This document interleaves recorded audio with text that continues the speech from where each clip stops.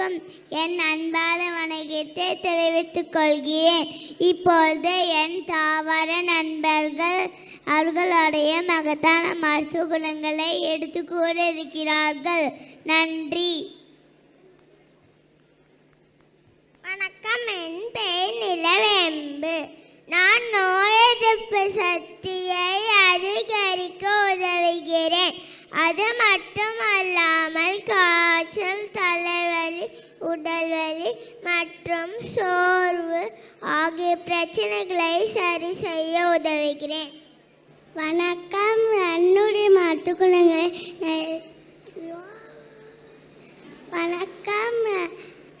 என் கீழே தாமரை போன்று இருக்கும். யோசித்து சொல்லுங்கள் நான் யார் என்று. ஆமாம், நான் தான் வல்லார். என்னை கீழேயாக அன்றாட உணவு உட்கொள்கிறார். உடலுக்கு தேவையான இரும்பு சத்து, சுண்ணாம்பு சத்து மற்றும் உச்சத்து தாதுக்கள் கொண்டுள்ள மூளையை செப்பான் பயன்படுத்தி உதவுகிறேன். நன்றி. என் பெயர் சங்கப்பூ. எங்கள் தூப்புசு வெப்ப தமிழ் கொண்டவை. ஆனால் குழு புழு பிரச்சனை, மண் பிரச்சனை போன்றவற்றை கட்டுப்படுத்த முடியும். வணக்கம், என் பெயர் பிரண்டை. எண்ணெய் துவையால் செய்து சாதத்துடன் சாப்பிட்டு வர ரத்தம் ஓட குணமாகும். மேலும் வயிற்று பூச்சிகளை கட்டுப்படுத்தவும் என்னால் முடியும். உடல் சுறுசுறுப்பு, ஞாபக சக்தி மேலும் பலப்படும். வணக்கம், என் பெயர் கோவக்காய். என்னில் ஆன்டி ஆக்சிடன்ட்களும் விட்டமின் சி உள்ளது. அது மட்டுமின்றி பல்தாதுக்கள் உள்ளன. வணக்கம், நான் நன்னாடி. நான் உடலில் உள்ள சூட்டை தணித்து உடம்பை உருமாக்கக்கூடிய தன்மை கொண்டுள்ளேன். நான் விஷக்கடியால் வரும் பக்க விளைவுகளை நீக்கவும் பயன்படுகிறேன். நன்றி.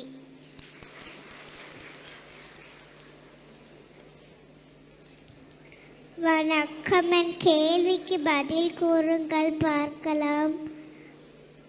மூலிகைகளின் அரசி யார் என்பர்? ஆமாம், துளசி. என்னை மூலிகைகளின் அரசி என்கிறார்கள். நோய் வருமுன் காத்து வந்த நோயை விரட்டி எதிர்காலத்திலும் நோய் வராத அளவுக்கு எதிர்ப்பு சக்தியை கொடுக்கும் ஆற்றல் என்னிடம் உள்ளது. சளி, காய்ச்சல் போன்றவற்றிற்கு நான் முக்கிய மருந்தாக பயன்படுகிறேன். நன்றி. வணக்கம், உங்களிடம் விடுகதை கேட்கட்டுமா? ஊசி மூக்கன், உள்ளங்கை தட்டையன், ஊருக்கெல்லாம் செல்ல பிள்ளை. அது யார்? யாருமல்ல, நான் தான் வெற்றிலை. நான் அஜீரணத்தை நீக்கி செரிமானத்தை தூண்டுகிறேன். என்னோட இலையை மெல்லுவதினால் ஈறுகள் இருக்கின்ற வலி, இரத்த கசிவு ஆகியவற்றை நீக்கி ஆட்டம் காணும் பற்களையும் கெட்டியாக பிடித்து நிறுத்தும் தன்மை என்னிடம் உள்ளது.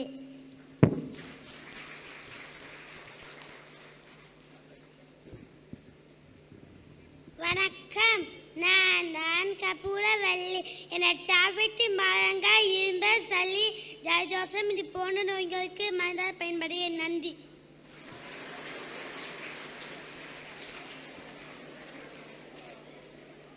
வணக்கம், முதலில் என் விடுகதைக்கு பதில் கூறுங்கள். அரைக்க அரைக்க கரைந்தீரும், ஊருக்கெல்லாம் மனம் தரும். அது என்ன? பதில் கூறுங்கள். ஆமாம், சந்தனம். நான் தான் அந்த சந்தனம். சந்தன எண்ணெய் மரவாசனையை கொண்டது. பாரம்பரிய மருத்துவத்தில் கிருமிநாசினியாகவும், வயிற்று வலி, தலைவலி, கோளாறுக்கு சிகிச்சைக்காக பயன்படுகிறேன். நன்றி. வணக்கம். என் பெயர் மணத்தக்காளி. மணத்தக்காளி கீரையை சாப்பிட்டால் இதயத்தின் வலிமை அதிகரிக்கும். வயிற்றுப்போக்கு, காய்ச்சல், குடல் புண் முதலியவற்றிற்கு உணவு மருந்தாக நான் தான் பயன்படுகிறேன். நன்றி.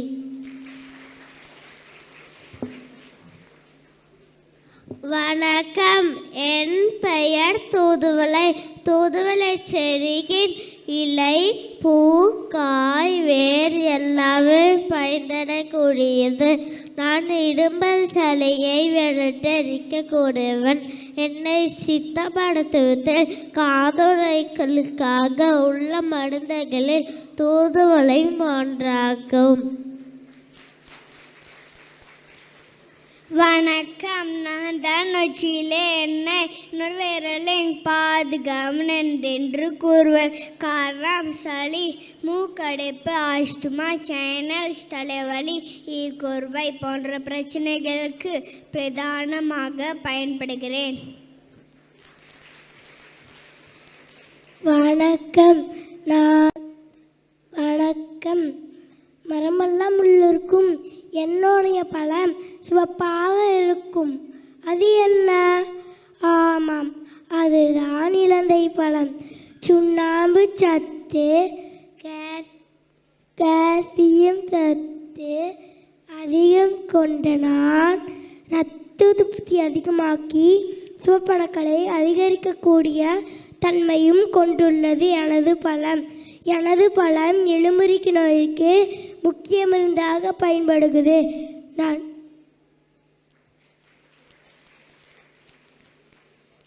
வணக்கம்.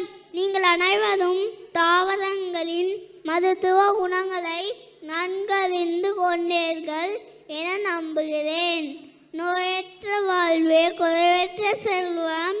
இந்த பழமொழிக்கு ஏற்ப துரித உணவுகளை தவிர்த்து இயற்கையாக கிடைக்கும் தானியங்கள், பருப்பு வகைகள், காய்கறிகள், பழங்கள் மற்றும் கீரைகளை உண்டு நமது உடலை வளமாக வைத்து கொள்ள முயற்சி செய்வோம். நமது உடலுக்கு ஆரோக்கியம் தரக்கூடிய உணவுப் பொருட்கள் அனைத்தும் நமக்கு எளிதாக கிடைக்கின்றன. அதனை உதாசீனப்படுத்தாமல் அளவுக்கு மீறினால் அமிர்தமும் நஞ்சாகும் என்பதற்கு ஏற்ப அளவாக கொண்டு நம் வாழ்நாளை அதிகப்படுத்துவோம். நன்றி.